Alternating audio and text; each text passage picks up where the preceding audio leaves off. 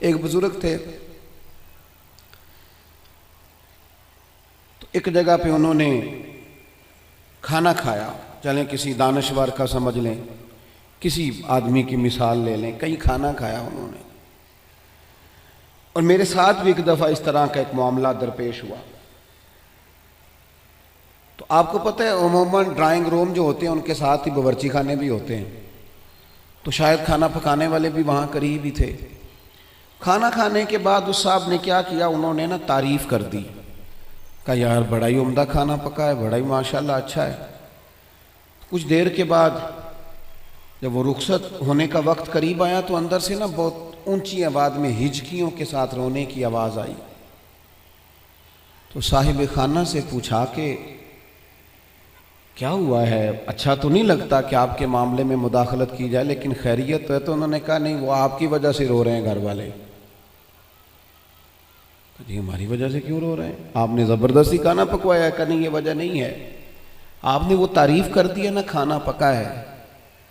تو وہ جو بچی اس گھر میں کھانا پکاتی ہے، جو بہو بن کے آئی ہے، وہ کسی غریب گھر سے ہے، غریب رشتہ داروں سے۔ تو وہ کہتی ہے کئی سال بیت گئے مجھے اس گھر میں نوکری کرتے، ساس کی بھی، سسر کی بھی، دیور کی بھی، جیٹھ کی بھی، سب کی، لیکن آج تک کسی نے یہ دو جملے نہیں بولے کہ تو نے اچھا کام کیا ہے۔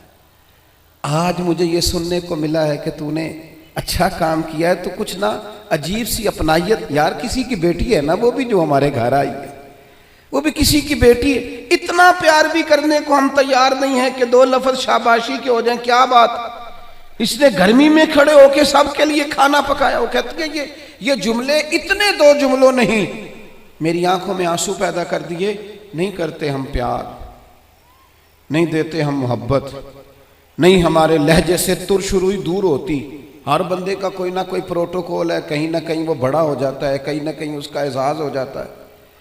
ہم جب اپنا یہ مزاج بنا لیں گے ہم نے فروغ محبت کرنا ہے، ہم نے ایک دوسرے کو پیار دینا ہے، ہم نے تلخی نہیں کرنی۔ وہ دیکھیں ایک بندے سے گلاس ٹوٹ گیا ہے ملازم سے، تو اس کے مالک نے کہا ہے تو نے سیٹ خراب کر دیا ہے، تو دیکھ کے نہیں چلتا، تو جب بھی کرتا ہے نقصان ہی کرتا ہے۔ وہ بندہ پریشان ہو گیا ہے، اور پریشانی اس کی ختم نہیں ہوئی، یہ اتنی دیر ختم نہیں ہوگی جتنی دیر اس مہینے کی تنخواہ نہیں ملے گی، کیونکہ اسے ڈر ہے کہ کہیں پیسے کاٹ نہ لیے جائیں۔ لیکن ایک شخص کے ہاتھ سے 3-4 گلاس ٹوٹ گئے ہیں، تو مالک نے دیکھتا ہی کہا بھائی ٹینشن نہ لینا، ٹوٹنے والی چیز تھی ٹوٹ گئی، میرے بچے بھی تو توڑ دیتے ہیں، میرے سے بھی کئی دفعہ ٹوٹ جاتی ہے، آپ پریشان نہ ہو، اللہ خیر کرے گا۔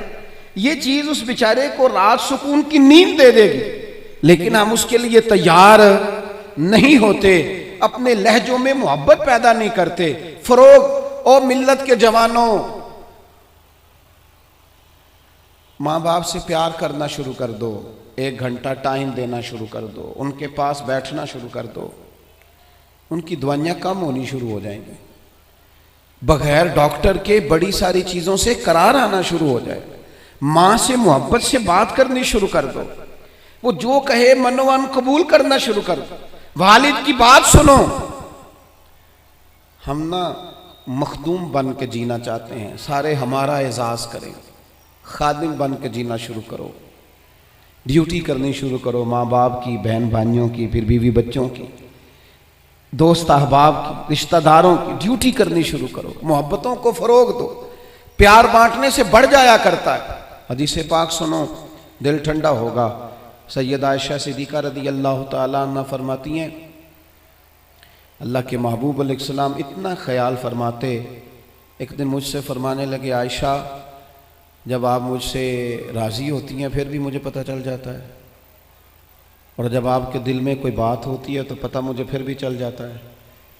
کہتی میں نے فٹافٹ عرض کی حضور مجھے میری ماں روئے میں اور آپ سے ناراض؟ حضور نہیں، آپ، میں تو کب، محبوب فرمانے لگے کروں پھر بات؟ یا رسول اللہ کیجئے۔ تو سیدہ فرماتی ہیں، محبوب فرمانے لگے عائشہ کبھی کبھی قسم اٹھاتی ہو؟ میں نے کہا یا رسول اللہ اٹھاتی ہوں۔